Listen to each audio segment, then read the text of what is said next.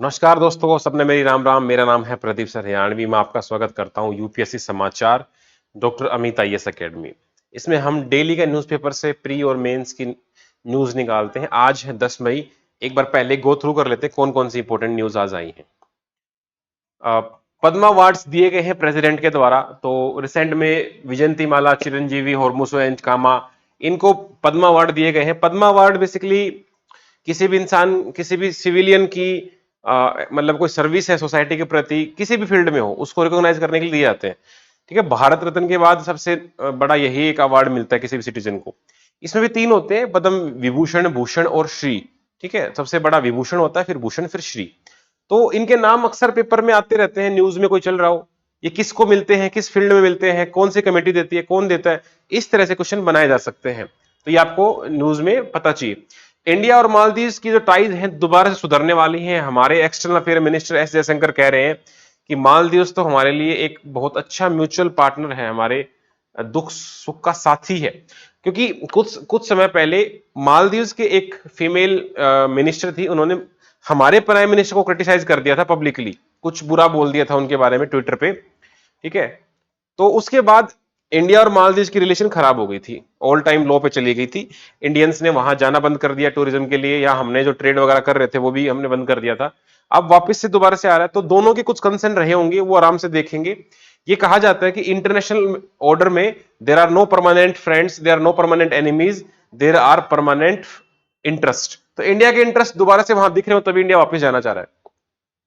Corona virus के दो नए वेरिएंट आए हैं, उन दोनों वेरिएंट को बुलाया जा रहा है FLIRT के नाम से। तो कोरोना वायरस पेंडेमिक, सब लोग वैक्सीनेट हो चुके हैं। अब उसके बाद दोबारा से कुछ वेरिएंट है जो उस इम्यूनिटी को तोड़ के दोबारा से इन्फेक्ट कर रहे हैं। तो क्या हमारे लिए दोबारा से चिंता का विषय है, देखेंगे। बर्ड फ्लू फैल रहा है बहुत तेजी से, क्या ये अगला पेंडेमिक होने वाला है? ठीक है, पेंडेमिक क्या होता है, जो एक लार्जर एरिया में फैल जाए बहुत कम समय में। तो बर्ड फ्लू क्या होता है, एक तरह का एवियन इन्फ्लुएंजा है, H5N1 करके। तो ये गूज, जो बतख वगैरह होते हैं, उनसे स्टार्ट हुआ था। अब ये ऑलमोस्ट पोल्ट्री में हर जगह फैल गया है। ठीक है, लेकिन अब खतरा ये बढ़ गया है कि ये इंसानों में भी आ रहा है, और ह्यूमन टू ह्यूमन भी ये फैलेगा। तो अगर हमने इसको कंट्रोल नहीं किया तो एक और पेंडेमिक खड़ा हो सकता है। अब ये पानी के अंदर भी फैल गया है, जो हॉर्स सी है या और भी जो मैमल्स हैं, सबके अंदर ही आ रहा है। पहले सिर्फ ये बर्ड में देखा जा रहा था। रिजर्वेशन के ऊपर एक बहुत अच्छा आर्टिकल आया है। रिजर्वेशन को लेके इशू क्या उठा है कि मुस्लिम्स को रिजर्वेशन देने की बात कही जा रही है कुछ साउथ इंडियन स्टेट्स में। तो ऑलरेडी रिजर्वेशन 49.5% तक दिया जा चुका है। तो क्या उस 50% की लिमिट को तोड़ना चाहिए? क्या रिलीजन के आधार पर ये रिजर्वेशन देना ठीक है? ये सब बातें इस आर्टिकल में करी जाएंगी। डब्ल्यूटीओ के 30 साल हो रहे हैं। 1 जनवरी 1995 को डब्ल्यूटीओ बनाया गया था, उसको 30 साल हो रहे हैं। तो उसको दोबारा से एक बार ये देखना चाहिए उसका रोल कहां तक ठीक है। डब्ल्यूटीओ बनाया गया था वर्ल्ड में ट्रेड आराम से हो सके, लेकिन अब वो ट्रेड उतना आराम से नहीं हो पा रहा। ट्रेड बैरियर्स है, ट्रेड वॉर हो रहे हैं। तो इंडिया उस टाइम पे ये चाह रहा है कि भाई जो बेसिक इश्यूज है, फूड सिक्योरिटी, हेल्थ, ये सब इंक्लूड करो ट्रेड वगैरह में ना, जब ट्रेड कर रहे हो। तो एआई को लेके बहुत अच्छा आर्टिकल है, एक्सप्लेन्ड है फुली, कि एआई, आर्टिफिशियल इंटेलिजेंस, हमारे चीजों को बहुत इजी बना रहा है हमारे लिए। पढ़ना लिखना, कंटेंट क्रिएशन, सब कुछ आसानी हमारे लिए पैदा कर रहा है। लेकिन जो अभी रिसेंट में जनरेटिव एआई है, जिसमें आप वॉइस क्लोन कर सकते हो, उसकी फोटो बना सकते हो, उससे बहुत खतरा पैदा हो रहा है। रिसेंट में आपने देखा होगा प्राइम मिनिस्टर मोदी की आवाज में गाने गाए जा रहे हैं, या सिद्धू मूसेवाला की आवाज में नए नए गाने आ रहे हैं। तो वो एआई का यूज करके कुछ लोग फिरौती मांग रहे हैं। किसी बच्चे की आवाज निकाल के उसके पेरेंट को फोन कर दिया। तो वो इस तरह से जनरेटिव आई से बचने के लिए हमें साइबर सिक्योरिटी को अपना स्ट्रॉन्ग कैसे करें, उसके ऊपर एक अच्छा आर्टिकल है। और आज हम देखेंगे नॉर्थ अमेरिका के आसपास जो आइलैंड वगैरह हैं, जैसे अमेरिका के हवाई आइलैंड है, वैनकूवर है, ठीक है, ऊपर ग्रीनलैंड हो गया, क्यूबा हो गया। तो ये आइलैंड वगैरह अपने एटलस में मार्क कर लेना। चलो फटाफट देख लेते हैं क्या न्यूज है डिटेल में। पहला हमारा इंपॉर्टेंट पर्सनैलिटी के ऊपर था। ठीक है, इन तीन लोगों को पद्मा अवार्ड दिए जा रहे हैं। पद्मा अवार्ड स्टार्ट कब हुए थे? 1954 में स्टार्ट हुए थे। 26 जनवरी को अनाउंस किए जाते हैं। ये किसी भी फील्ड में दिए जा सकते हैं, ऑल फील्ड। पब्लिक सर्विस आपने करी हो, तीन कैटेगरी हमारे पास है, पद्म विभूषण, भूषण एंड श्री। उसी हिसाब से इनकी क्रोनोलॉजी भी है। सबसे इंपॉर्टेंट होता है, सबसे बड़ा होता है विभूषण, फिर भूषण, फिर श्री। ये कोई भी फील्ड हो, सोशल वर्क हो, पब्लिक अफेयर हो, आर्ट हो, लिटरेचर हो, एजुकेशन हो, स्पोर्ट्स, साइंस, मेडिसिन, किसी भी फील्ड में आपने अगर बहुत अच्छा कंट्रीब्यूशन दिया है, आपको पद्म अवार्ड दिए जाएंगे। ठीक है। इसमें एक पद्म अवार्ड कमेटी बनाई जाती है, प्रेसिडेंट के द्वारा ये अवार्ड दिए जाते हैं, लेकिन कमेटी बनाई जाती है प्राइम मिनिस्टर के द्वारा। प्रेसिडेंट इनको प्रेसिडेंट कर देता है मार्च अप्रैल के महीने में। तो इस तरह जिसको भी दिया जाता है, तो आप एक नाम लिख लेना, बिकॉज एक साल में ज्यादा नहीं 20-30 पद्मा अवार्ड तो दिए ही जाते हैं। ठीक है। और भारत रत्न भी दिए जाते हैं। भारत रत्न एक साल में 3 ही दिए जा सकते हैं अकॉर्डिंग टू रूल, लेकिन इस साल वो 5 दिए हैं रूल को तोड़ के, तो वो भी इंपॉर्टेंट है, पेपर के लिए पढ़ सकते हो। अब इंडिया और मालदीव की जो स्ट्रेटेजिक टाइज हैं, हुआ ये था कि उनकी जो मिनिस्टर थी, उन्होंने प्राइम मिनिस्टर मोदी को कुछ गलत कहा, उसकी वजह से हमारे रिश्ते थोड़े से लो पे चले गए थे। अब वापस से हम ग्रो कर रहे हैं, तो हमें ये पता होना चाहिए कि हम दोनों जब साथ हैं तो क्या फायदा है।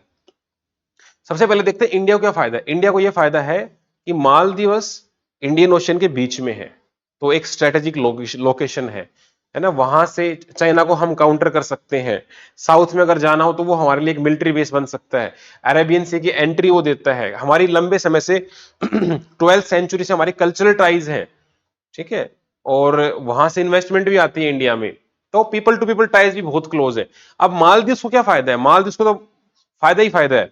उनका करीबन 19 लाख टूरिस्ट हर साल उनके यहां जाते हैं। हमारे यहां से करीबन 11% उनके टूरिस्ट इंडिया से आते हैं। इंडिया से सारा कंस्ट्रक्शन मटेरियल यहां से जाता है। जब कोई पेंडेमिक आया था कोविड-19 में, इंडिया ने उनको साथ निभाया था।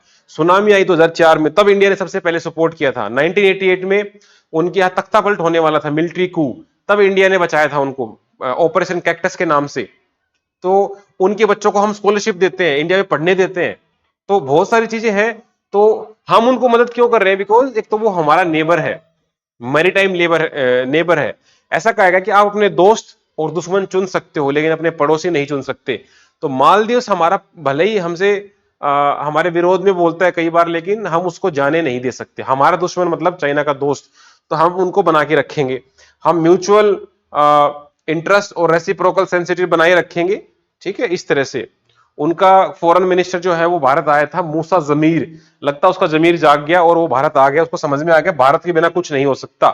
भारत वहां बहुत पहले से चीजें हैं। भारत के एविएशन सेक्टर के जो फाइटर प्लेन वगैरह है वो भी वहां पे हैं। उनको चलाने के लिए हमारे लोग भी वहां रहते हैं, सिखाने के लिए। तो ये सारे पॉइंट मैंने आपको बताए। जैसे हमारे यहाँ से एसेंशियल सप्लाई भी उनको जाती है, राइस, स्पाइसेस, फ्रूट, वेजिटेबल हो गया, ये सब हमारे वहां से आता है। उनकी प्राइमरी एजुकेशन हम देख रहे हैं, तो उनके लिए तो मोजा ही मोजा है। हमारे लिए भी एक तरह से ठीक ठाक है। अब अगर हम कोविड-19 को देखें तो दो नए वेरिएंट आए हैं, KP2 और KP1.1। इन दोनों को मिला के ये एक कुछ कैटेगरी बनाई गई है, FLIRT। ठीक है। ये एक नए वेरिएंट आए हैं जो वैक्सीनेटेड लोगों को भी इन्फेक्ट कर रहे हैं, उस इम्यूनिटी को तोड़ रहे हैं। अब ऐसा क्यों हो रहा है? कुछ कारण तो ये माना जा रहा है कि भाई उसके अंदर म्यूटेशंस आ रहे हैं वायरस के अंदर खुद। ठीक है। तो वो उससे बचने के लिए हमें कुछ स्टेप लेने चाहिए। नहीं, कैसे हम उस चीज को क्वारंटाइन करें या लोगों में दोबारा से गैप क्रिएट करें, इस तरह से स्ट्रेटेजी हम बनाई जा रही है। क्या एक नई बूस्टर डोज आए? बिकॉज रिसेंट में वैक्सीन जो आई थी कोविशील्ड, उसको लेके भी लोगों के मन में डर बैठ गया है कि उससे खून जमने वाली या ब्रेन स्ट्रोक आने, हार्ट अटैक या ब्रेन स्ट्रोक की आशंकाएं पैदा हो गई हैं। तो अब लोग लगवाने वाले भी नहीं है कोविशील्ड वगैरह। तो इस तरह ऐसे केस में क्या होना चाहिए, ये एक मेंस का क्वेश्चन बन सकता है आपके लिए, इंटरव्यू क्वेश्चन भी बन सकता है। ठीक है। तो ये नया वेरिएंट जो आया है, ये इम्यून सिस्टम को जल्दी इवेड कर सकता है, रिप्रोडक्शन जल्दी करता है नंबर्स में, इस तरह। लेकिन अभी कोई बहुत बड़ा आर्टिकल नहीं है, अभी सिर्फ इसको ग्रो होने दीजिए। अभी अगली न्यूज है हमारी H5N1 bird flu. Bird flu मतलब बर्ड्स के अंदर फ्लू, ये पक्षियों में फैलता है नॉर्मली। चाइना में स्टार्ट हुआ था 1996 से, गूज जो बतख जैसे दिख रहे हैं इनमें स्टार्ट हुआ था, लेकिन अब ये अदर्स एनिमल में भी, अदर बर्ड्स में फैल रहा है। रिसेंट में ये मैमल्स में फैल गया है, पानी के अंदर भी फैल चुका है, और ये ह्यूमंस में भी आ रहा है। अगर ह्यूमन टू ह्यूमन अगर ये हो गया तो ये अगला पेंडेमिक बन सकता है। ये सारे कॉन्टिनेंट पे पहुंच चुका है, Europe, Asia, Africa, even Antarctica तक ये पहुंच गया है। तो आप अंदाजा लगाओ कि पूरे वर्ल्ड में तो ऑलरेडी ये फैल ही चुका है, बट इसकी जो रेट है वो अभी तक अंडर कंट्रोल है। अगर ऐसे ही चलता रहा तो ये आगे जाके बहुत प्रॉब्लम पैदा करेगा। महाराष्ट्र में 2006 में आया था। फैक्टर्स क्या है? क्लाइमेट चेंज, ग्लोबल वार्मिंग, जो हमारे प्लेनेट का जो मौसम है, जो संतुलन था, वो इसने बिगाड़ दिया है क्लाइमेट चेंज ने, मतलब हमने ही बिगाड़ लिया है। तो अगला ग्लोबल जूनोटिक एनिमल पेंडेमिक ये हो सकता है, इसको अगर नहीं रोका गया तो। अगला आर्टिकल है रिजर्वेशन को लेके। रिजर्वेशन क्या होता है? अफर्मेटिव एक्शन की कुछ लोगों को आरक्षण देना। ये स्टार्ट किया गया था इंडिपेंडेंस के बाद, एससी एसटी को 10%, सॉरी 10 साल के लिए उनकी पॉपुलेशन के हिसाब से। फिर धीरे धीरे ओबीसी को दिया गया, फिर ये ईडब्ल्यूएस को दिया गया, फिर ये एजुकेशन इंस्टीट्यूशन में भी दिया गया, प्रमोशन में भी दिया जा रहा है। अब ये मुस्लिम्स को, दलित क्रिश्चियंस को देने की बात उठ रही है। तो इसमें कुछ फैक्ट है जो आपको याद रखने हैं। एक तो आपको याद रखना है मंडल कमीशन 1990 में आया था, जिसके तहत ये सजेस्ट किया गया था कि जो ओबीसी है उनको 27% रिजर्वेशन मिलना चाहिए जॉब वगैरह में, ठीक है। फिर एक इंदिरा साहनी जजमेंट आया सुप्रीम कोर्ट का। इंदिरा साहनी में ये कहा गया था कि रिजर्वेशन दे दो जिसको देना है, लेकिन मैक्सिमम 50% की कैप लगा दो, 50% से ज्यादा रिजर्वेशन नहीं जा सकता। अभी फिलहाल ऑलरेडी 49.5% रिजर्वेशन पहुंच चुका है। तो इस केस में क्या करना चाहिए? अगर रिलीजन के आधार पर दिया जाए तो हमारे जो इनिशियल जो फ्रीडम फाइटर्स थे या असेंबली में जो लोग थे, वो रिलीजन के आधार पर ये रिजर्वेशन देने के टोटली अगेंस्ट में थे। अगर आप रिजर्वेशन देना चाहते हो धर्म के आधार पर, तो आप धर्म परिवर्तन कर करके लोग रिजर्वेशन लेने लगेंगे, ये भी चांसेस है। तो एक बहुत बड़ा कैटास्ट्रोफिक इंपैक्ट बन सकता है। प्लस एक और कमेटी है जो न्यूज में है, रोहिणी कमीशन। रोहिणी कमीशन क्या है? ओबीसी को सब कैटेगराइज करने के लिए बनाया गया। मतलब ओबीसी के अंदर भी सारे एक जैसे नहीं है, कुछ कास्ट है, ऐसा बोला जाता है कि कुछ 25% कास्ट है जो 90% रिजर्वेशन का फायदा उठा रही है, तो उनको जो अपलिफ्ट हो चुकी है उनको एक्सक्लूड कर दिया जाए। तो रोहिणी कमीशन पर्टिकुलरली इसके लिए आया था। तो इस तरह की न्यूज है सारे ना, रोहिणी कमीशन, सब कैटेगराइजेशन, 103 अमेंडमेंट, और ये सारे आपको पता रहना चाहिए। जो आपको मैंने बता दिया मेन क्रक्स वही है सारा। एक क्रीमी लेयर का कंसेप्ट आता है ओबीसी, मतलब अब ओबीसी के अंदर भी ऐसे पेरेंट जिनकी सालाना इनकम 8 लाख से ऊपर है, उनको ओबीसी का रिजर्वेशन नहीं मिलेगा, एक्सक्लूड कर देंगे। उसको बोलते हैं क्रीमी लेयर। जो क्रीम है उसको हटा दो, ठीक है, बाकी को दिया जाए। चलो, अच्छा आर्टिकल था, आप पढ़ भी सकते हो। डब्ल्यूटीओ के 30 साल होने वाले हैं, इसको लेके दोबारा से न्यूज में आ रखा है। तो कुछ चीजें डब्ल्यूटीओ के बारे में पता होनी चाहिए। एक तो है मैराकेश एग्रीमेंट। मैराकेश एग्रीमेंट के तहत ये डब्ल्यूटीओ साइन हुआ था। ये साइन हुआ था 1994 में, लेकिन इसको इंपैक्ट में आते आते 1 जनवरी 1995 लग गया था। फिर डब्ल्यूटीओ का जन्म होता है। इससे पहले एक और बॉडी होती थी, गैट, GATT, ठीक है, general agreement on trade and tariff and trade. तो उसको रिप्लेस करके डब्ल्यूटीओ बनता है। उरुग्वे राउंड, उरुग्वे के जो बातचीत हुई थी, वार्तालाप हुई थी उरुग्वे राउंड में, उसके तहत ये बनाया गया था, ठीक है। अब ये बनाया क्यों गया था डब्ल्यूटीओ? देखो 4-5 कारण है मेंस के हिसाब से, कि भाई ट्रेड वगैरह अच्छे से हो, ऑप्टिमल यूज हो, प्रोडक्शन बढ़े, एम्प्लॉयमेंट बढ़े, इक्वालिटी आए, ठीक है, एनवायरमेंट को बचाए। ये सब सोच के डब्ल्यूटीओ बनाया गया था। लेकिन अब दिक्कत क्या आ रही है? ट्रेड वॉर हो रहे हैं, या डंपिंग हो रही है, या barrier, tariff, non tariff barrier लगाए जा रहे हैं। जैसे रिसेंट में यूएस से और चाइना के बीच में हुआ, एक दूसरे का माल आने नहीं दे रहे हैं, या सस्ते में कोई माल बेच दे रहा है। हमारे यहाँ मान लो कोई चीज 100 रुपए की मिलती है, चाइना उसको 50 रुपए में हमारे देश में भेजता रहे। हमारे तो लोकल मतलब बर्बाद हो जाएंगे। जब हमारे लोकल प्रोडक्शन नहीं रहेंगे, प्रोड्यूसर्स, फिर वो 50 का 150 बना के बेचेंगे, ठीक है। या सब्सिडी दे रहे हो आप, अक्सर डब्ल्यूटीओ में मुद्दा उठता है इंडिया का, जो सब्सिडी दे रहा है एमएसपी के नाम पे। तो ये 5 मुद्दे आपको ध्यान रखना है। अब इंडिया क्या चाह रहा है कि भाई इन चीजों फोकस करो जो डेवलपिंग कंट्री को इंपैक्ट करते हैं। Access to finance, technology, bridging gap between digital divide, effective and aid for the trade, food security.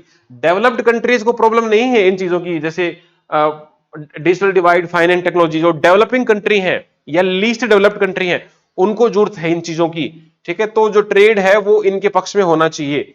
आज का हमारा एडिटोरियल है एआई वाला। आर्टिफिशियल इंटेलिजेंस ने हमारी लाइफ को बहुत आसान बना दिया है।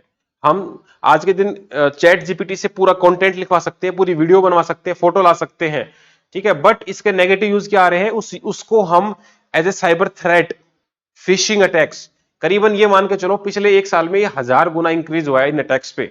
आपसे फिरौती मांगी जाती है, आपके बैंक अकाउंट की डिटेल निकाल लेते हैं, या आपको भ्रमित किया जाता है, इमोशनली आपका यूज किया जाता है, एआई चीज को जनरेट कर, आप पायरेसी की जाती है। तो उसको रोकने के लिए आप क्या कर रहे हो?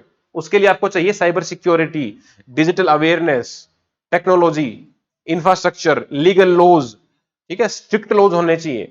अब कोई भी प्राइम मिनिस्टर की आवाज में गाने गा रहा है तो अगर वो गाना गा सकता है तो वो बात भी कर सकता है। अगर मुझे कल मेरे फादर की आवाज में कोई फोन आता है कि बेटा फटाफट भेजो, 1 लाख रुपए भेज दो, और मैं हॉस्पिटल में हूं, तो मैं उस टाइम पर चांसेस है कि नहीं सोचूंगा कि पापा का फोन आया है, ठीक है भाई मैं कहीं फंस गया हूं, मेरा एक्सीडेंट हो गया है, मैं फट से हड़बड़ाहट में भेज दूंगा। अगर यही यही चीज 1000 लोगों के साथ की जाए तो 100 लोग तो फंस ही जाएंगे, ठीक है। तो इस हिसाब से हमें अब इस टेक्नोलॉजी को यूज करना भी आना चाहिए। हैकर्स बढ़ रहे हैं, प्राइवेसी, इंटरनेशनल कोलैबोरेशन वगैरह करना चाहिए, ठीक है। तो इसका लिए सॉल्यूशन क्या है? एक तो कौन कौन से सेक्टर में इंपैक्ट डाल रहा है, कोई भी सेक्टर ऐसा बचा ही नहीं है। Health, education, manufacturing, cyber threat, GDP वगैरह 60 ट्रिलियन से बढ़ रही है। तो इसका थ्रेट देखो कहां तक है। शॉर्ट टर्म में आप देखो कॉपीराइट का प्रोटेक्शन आ रहा है, mass manipulation, misinformation, hallucination, deep fake. Deep fake बहुत इंपॉर्टेंट टॉपिक अलग से, किसी का चेहरा, किसी का शरीर, ठीक है। मतलब मान लो किसी लड़की का फोटो है, उस लड़की का फोटो किसी पोर्न स्टार के चेहरे पे लगा के उसको बदनाम किया जा सकता है। जब तक वो उसको सोसाइटी में पता चलेगा कि मेरी फोटो नहीं है, तब तक तो उसकी उसकी सेल्फ कॉन्फिडेंस, उसकी समाज में इज्जत की धज्जियां उड़ चुकी होंगी।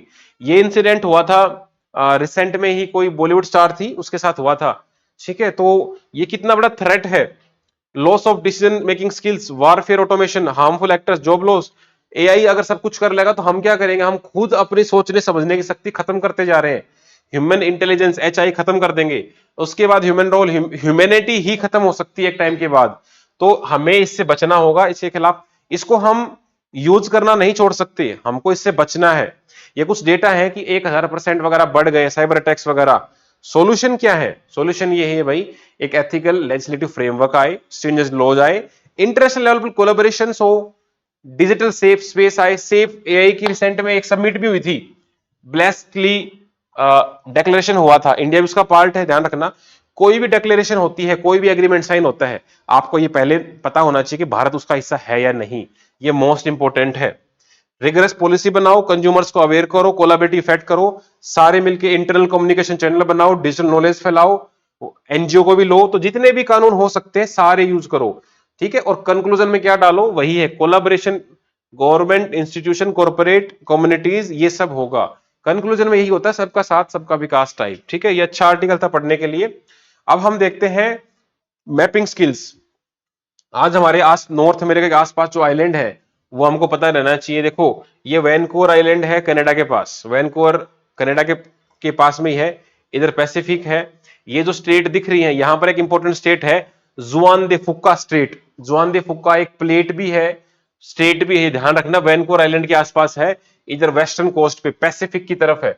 ये वैनकूवर आइलैंड रहा, इसको आप अच्छे से मार्क कर लेना। ये हमारा ग्रीनलैंड है, बहुत बड़ा आइलैंड है। नाम ग्रीन है, 80% आइस से ढका हुआ है। आइसलैंड का नाम है, उस पर आइस इतनी नहीं है, ध्यान रखना, कंफ्यूज मत करना, ठीक है। ग्रीनलैंड ध्यान रखना आप, आइसलैंड छोटा है, ग्रीनलैंड बड़ा है। ग्रीनलैंड आइस से ढका हुआ है 80%। इसके आसपास कुछ और भी आइलैंड्स है, प्रिंस ऑफ वेल्स आइलैंड, ये भी उसके आसपास ही है, अलास्का के आसपास, ठीक है। और छोटे मोटे, एक यूएसए का मेन आइलैंड है Hawaii island. I want to go Hawaii. Hawaii islands बहुत फेमस है, महंगे भी है। यहाँ पर 2 माउंटेन है, माउंट मोना किया, मोना लोआ। ये फटते रहते हैं, लावा आराम आराम से बहता है यहाँ, बसाल्टिक लोआ, ऐसे फटता नहीं एकदम से, ठीक है। क्यूबा जो आइलैंड है, क्यूबा जो कंट्री है, एक आइलैंड कंट्री है यहाँ पर, इसको हम शुगर का बाउल बोलते हैं, sugar bowl of the world. यहाँ पर टिम्बर, पेट्रोलियम, सिलिका ये तो मिलता ही, लेकिन शुगर मेन है यहाँ पर। क्यूबा क्यूबा के बॉक्सर्स बहुत फेमस है। भिवानी डिस्ट्रिक्ट को मिनी क्यूबा बोला जाता है इसीलिए, ठीक है। क्यूबा आप ध्यान रखना कहाँ पे है, तो ये सेंट्रल अमेरिका के ऊपर है। यहाँ पर एक बरमूडा ट्रेंगल भी है जहां पर वो प्लेन वगैरह धस जाती हैं, तो ये आपको ध्यान रखना पड़ेगा। तो ये हमारी आज की न्यूज थी। आई होप आपको बहुत कुछ सीखने को मिला होगा। Thank you.